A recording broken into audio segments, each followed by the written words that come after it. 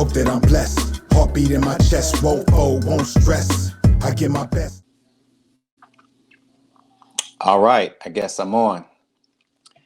All right, what's going on, folks? This is Ishe from Living Ishe Reviews. You know that because you're on my channel right now watching this.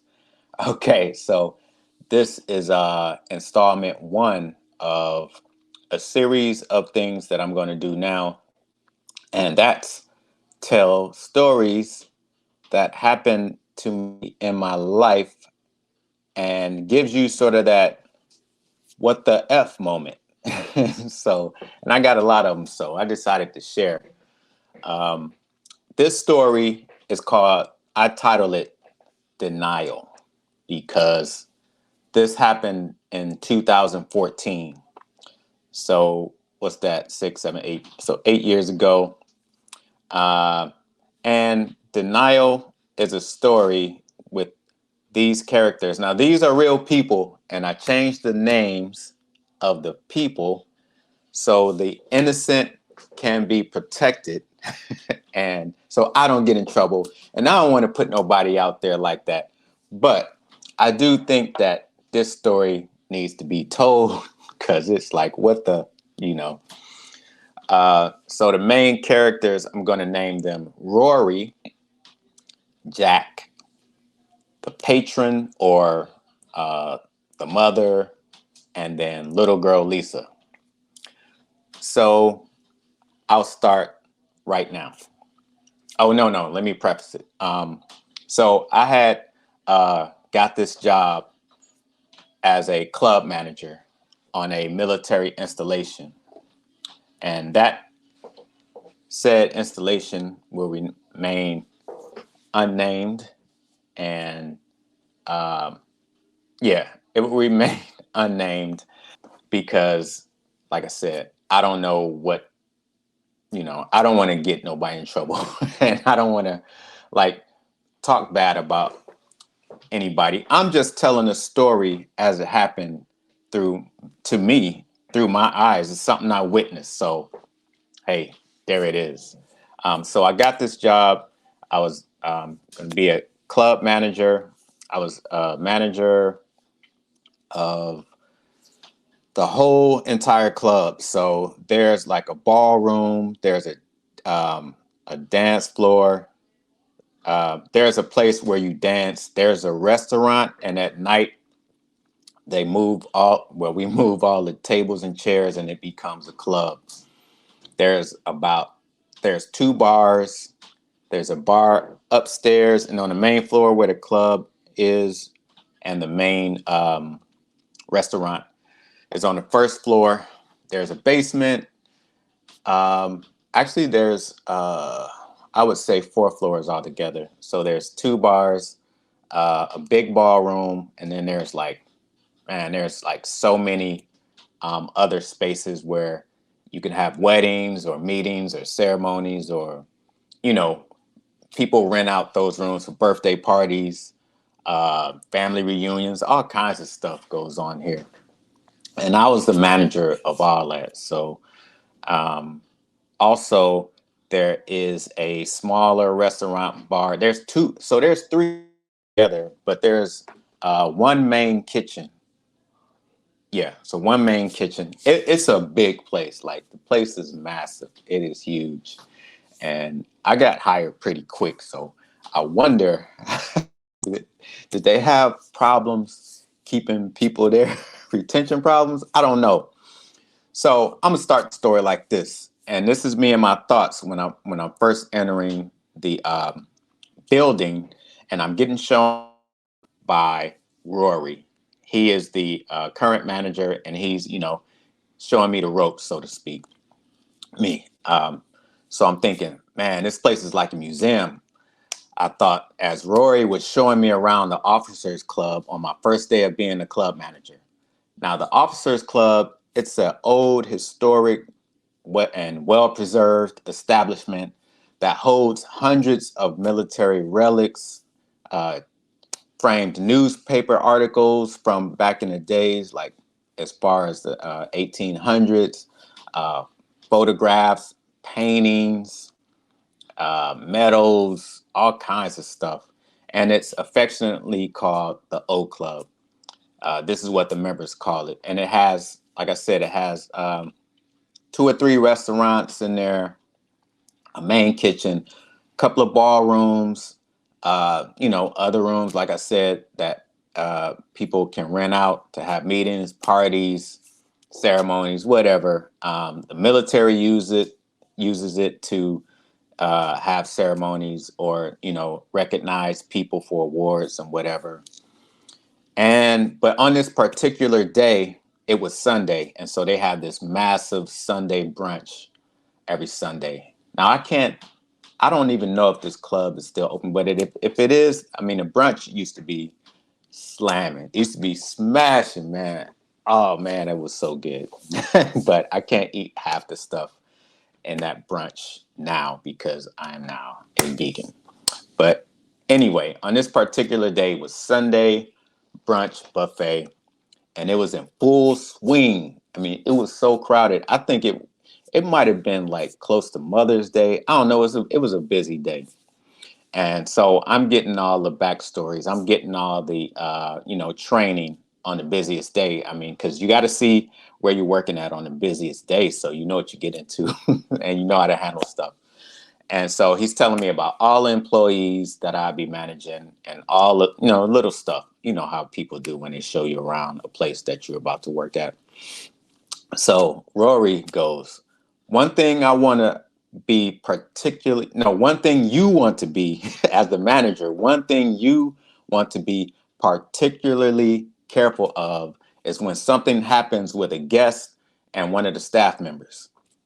If it's something illegal, you definitely want to call the cops or the police first.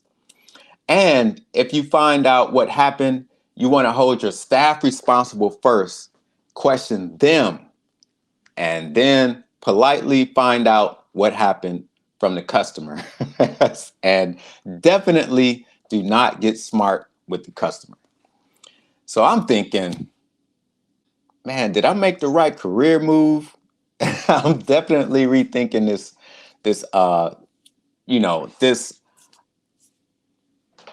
this decision to work at this club, because I'm like, illegal activities. I asked him, I said, illegal activities, what are you talking about? So Rory goes, bro, first of all, this place is like a museum, which I was already thinking. People like to come here and walk around, so we keep the upstairs floors and rooms open. Even when there's nothing going on, even when there's no events happening, we keep the whole place open. So people, as a club member, you're allowed, or even as a regular person, civilian, if you're on a base, you're able to walk in this place and just walk around and tour the surroundings and, take pictures, whatever. You can walk around, because like a lot of people that used to be stationed here a long time ago, sometimes they come back to the area with their families and they want to show them around the base and show them the club and everything else.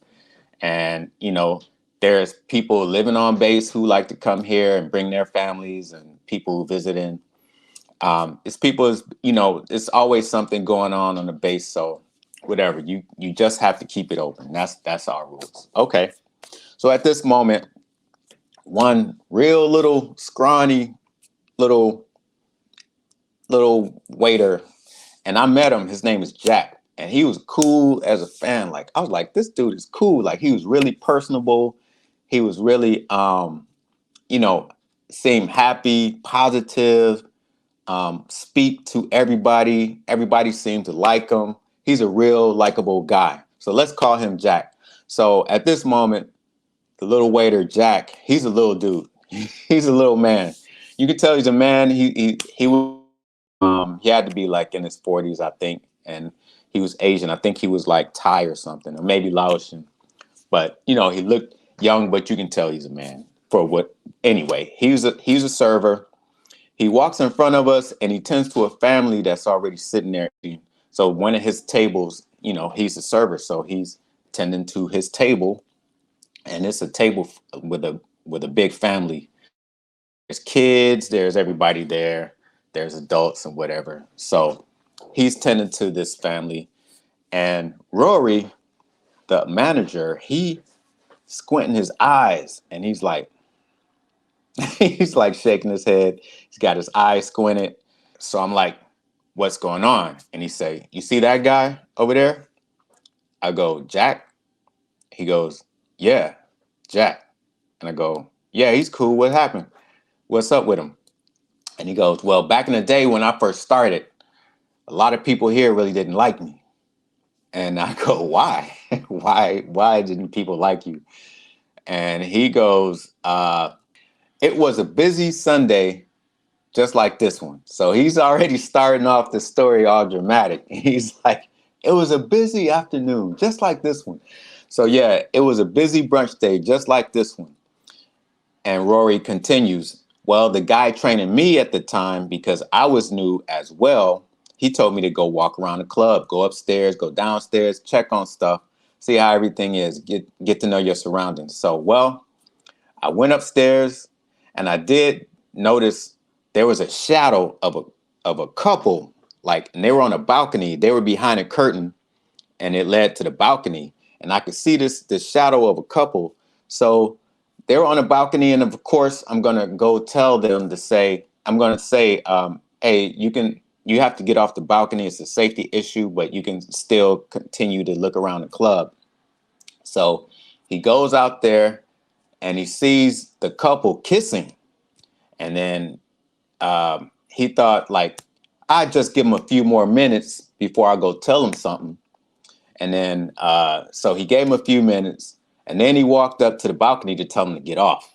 And then he walked downstairs and back up the stairs, and then he got close and he saw that it was actually that guy, Jack, the server who worked there. And Jack was with a female.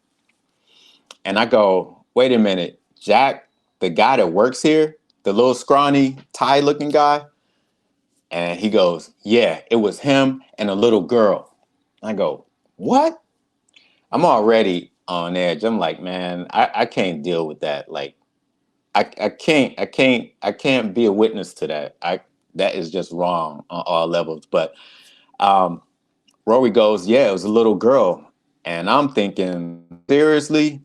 You mean like a little woman? Like, not a little girl. I'm thinking like, not like a girl, like maybe a teenager or whatever, or, 18, maybe 20, something like that.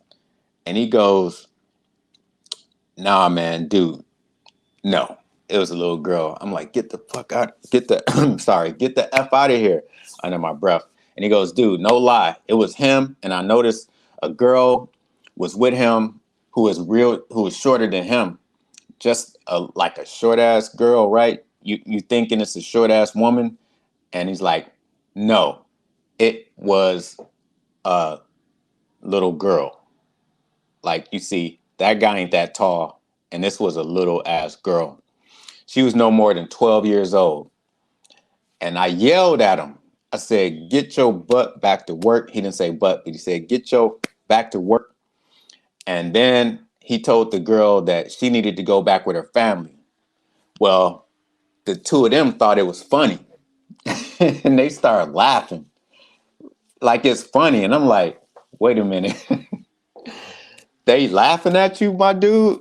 And he goes, yeah, man, for real. Like, they was laughing. And I'm like thinking, I couldn't believe what I was hearing. Like, this story about this little waiter with a little girl right in front of my eyes. I was just talking to him like a minute ago, and he was like a nice guy. Like, I never got any of that, I never got anything from him that he would be like messing around with little underage minors. Because he was actually like, I look at the table and he's entertaining the whole family. So he's one of those people that just everybody likes. Like, he charms you to disarm you. So I was like, man, this is crazy, dog. So anyway, Rory goes on. He says, and then the two of them starts running around like it's a game. I can't believe what's happening. This grown man who's at work and he's with a little girl who is not his daughter, and he's he's taking this as a joke. Like he said, Rory said the both of them start running around and then they run into an elevator. So Rory says he goes downstairs to try to meet them. You know, he sees the elevator, he runs downstairs, and I guess they put the elevator to go back up. So while he went downstairs, the elevator goes back up. So they really playing with him. And it's like, so then he runs back upstairs and then they go down. So and cat and mouse, like they going up, he's going down, he's going up, they going down. And then he said they laughing the whole time, like he can hear him. And he goes, now I'm really pissed. And then, so instead of chasing them, he says, I go to the little girl's family and I tell her parents what happened.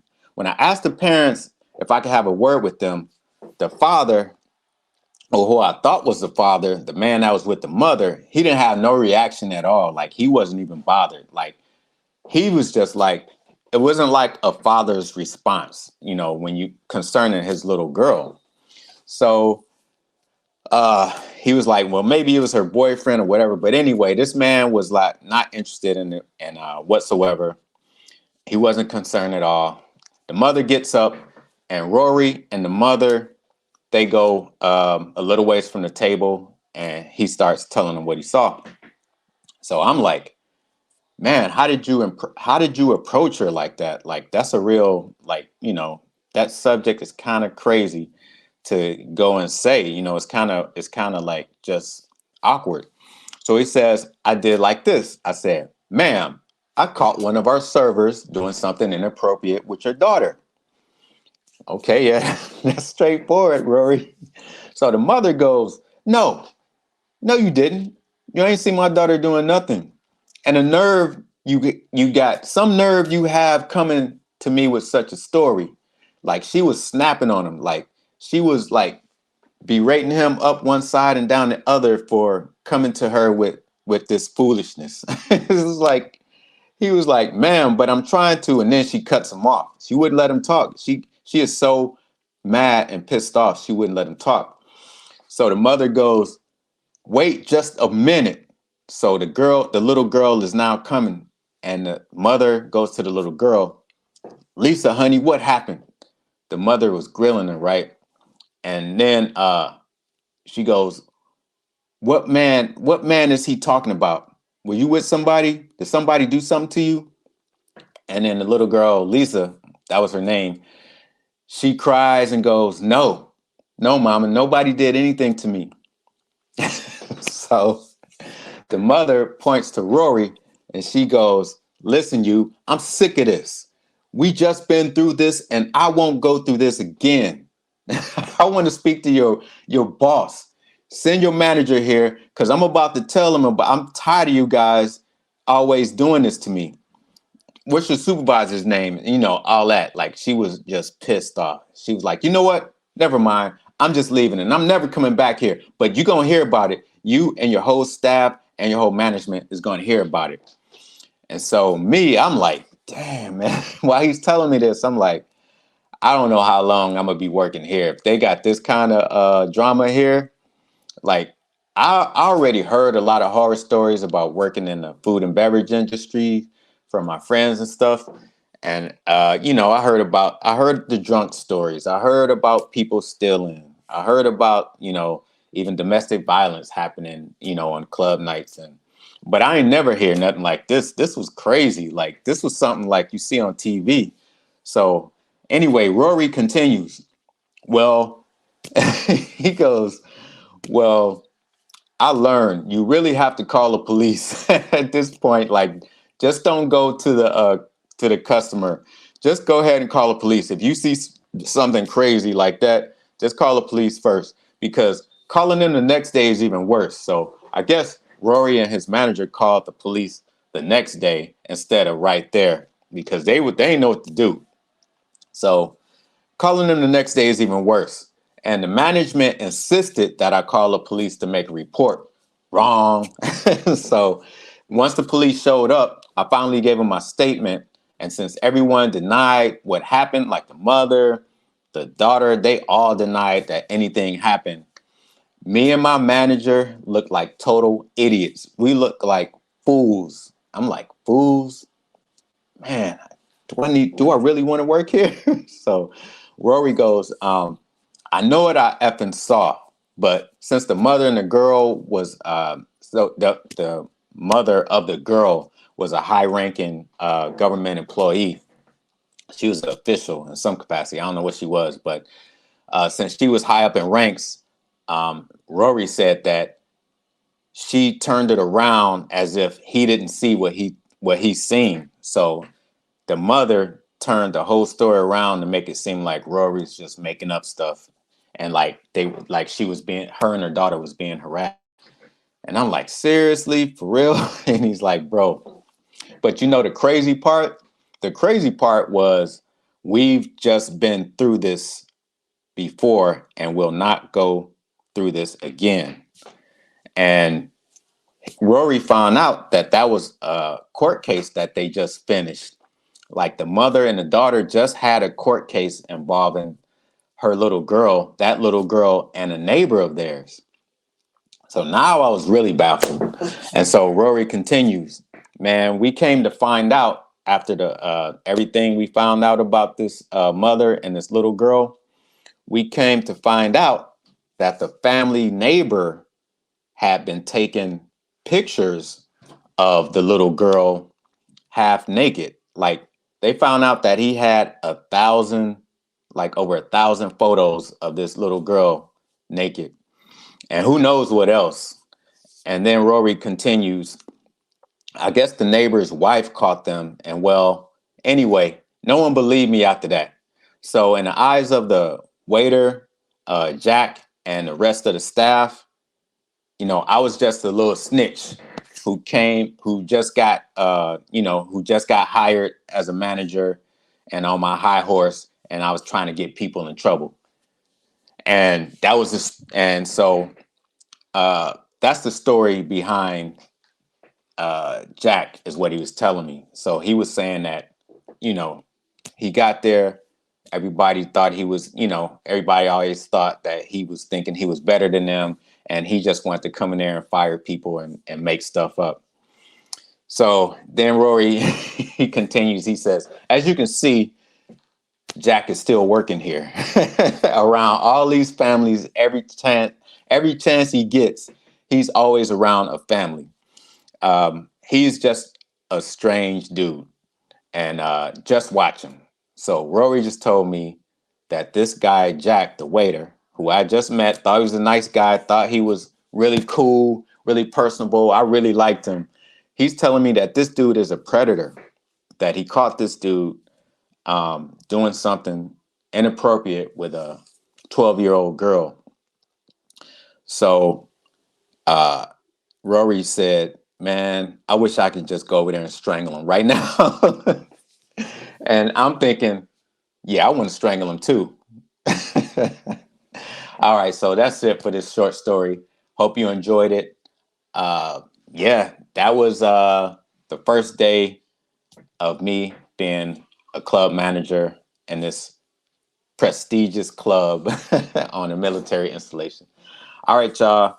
I'll see y'all with the next story. Until then, peace and stay decent. No, I won't stop. Game plan, I plot too hot, can't stop. Next stop, the top. Hope that I'm blessed.